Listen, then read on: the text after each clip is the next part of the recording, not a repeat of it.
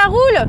Bon alors nous sur le Tour Alternatiba, ça roule très très bien. On est à plus de la moitié du parcours et en ce moment, on est dans le Grand Est.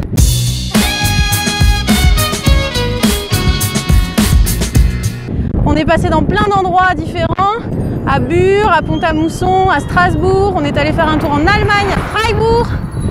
Et puis là, on est sur la route de Fessenheim. L'occasion pour nous de vous parler de nucléaire. La centrale de Fessenheim, qui est la plus ancienne de notre parc, sera fermée à la fin de l'année 2016. Derrière moi, vous apercevez la centrale de Fessenheim. Le nucléaire est souvent présenté comme une solution au dérèglement climatique. Or, pour nous, les organisateurs du Tour Alternatiba, ce n'est pas une solution, c'est une fausse solution. C'est pas parce que le nucléaire émet moins de gaz à effet de serre que le charbon ou le gaz que c'est une énergie pour une société soutenable. Et pour ça, il y a deux raisons principales. Stop, Fessenheim, stop. Il faut fermer la centrale. Chaque instant peut être fatal. D'abord parce que le nucléaire, c'est une énergie dangereuse. Un accident nucléaire, c'est tout à fait possible.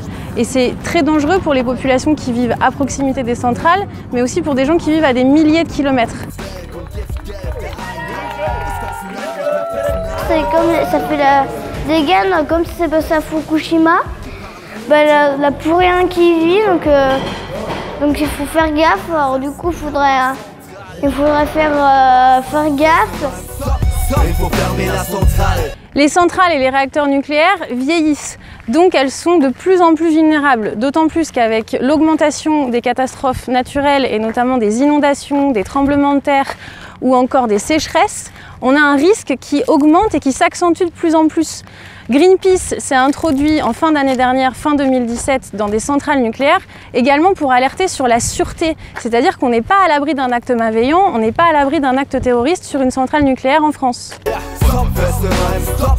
Il faut fermer la centrale. Si elle concerne, Autre problème du nucléaire, les déchets radioactifs qui sont là pour des millions d'années. À Bure, on a pour projet de les enfouir à des centaines de mètres sous terre pour des milliers d'années sans jamais aller les récupérer. On est d'ailleurs passé avec le Tour Alternatiba, on est allé rencontrer les personnes qui s'opposent à ce projet et qui demandent à ce qu'il y ait d'autres solutions qui soient trouvées pour traiter les déchets nucléaires. Mais de façon générale, la question c'est: pour combien de temps est-ce qu'on va continuer à produire des déchets nucléaires qui vont être là pour des millions d'années et que les générations futures vont devoir, elles, gérer alors qu'elles n'ont absolument rien demandé?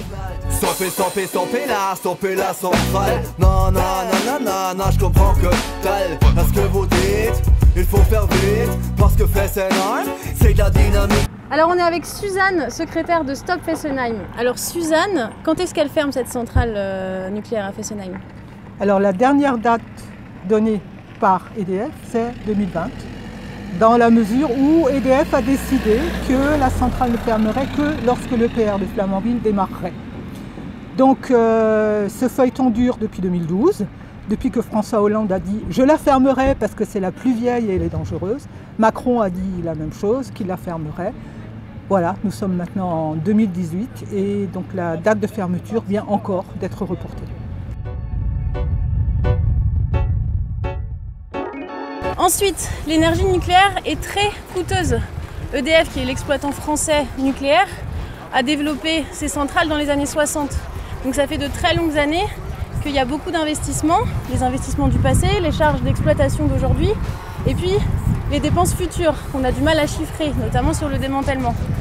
En 2012, la Cour des comptes a pointé qu'il y avait une incertitude sur les dépenses futures et que donc il fallait anticiper la manière dont on allait pouvoir gérer le nucléaire plus tard.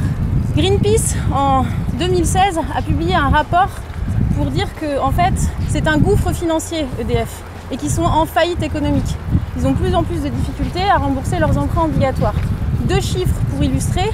Le premier, c'est qu'en 2006, EDF avait une dette qui était de 28 milliards d'euros. En 2016, elle est de 75 milliards d'euros, ce qui fait qu'on a multiplié par 3. Autre chiffre, l'EPR de Flamanville, les nouveaux réacteurs, la nouvelle génération, devait coûter 3 milliards dans le budget initial et aujourd'hui, on prévoit qu'il coûte plus de 10 milliards d'euros. Et ces milliards, qui c'est qui les paie? C'est nous, les contribuables, puisque l'actionnaire principal d'EDF, c'est l'État français, à hauteur de 83%. Alors la question à se poser, c'est: est-ce qu'on continue à investir massivement dans l'énergie nucléaire ou est-ce qu'on passe aux énergies renouvelables? c'est pas renouvelable. C'est tout. Alors qu'est-ce qu'on fait pour changer de cap? Première idée, signer la pétition sur le site de Greenpeace pour demander à EDF de sortir du nucléaire.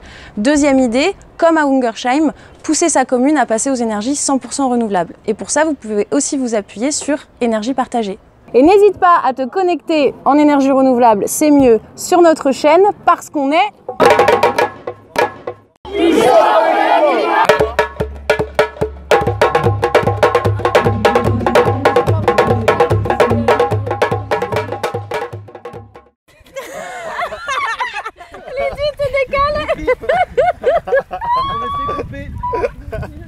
Et on ouvre la route.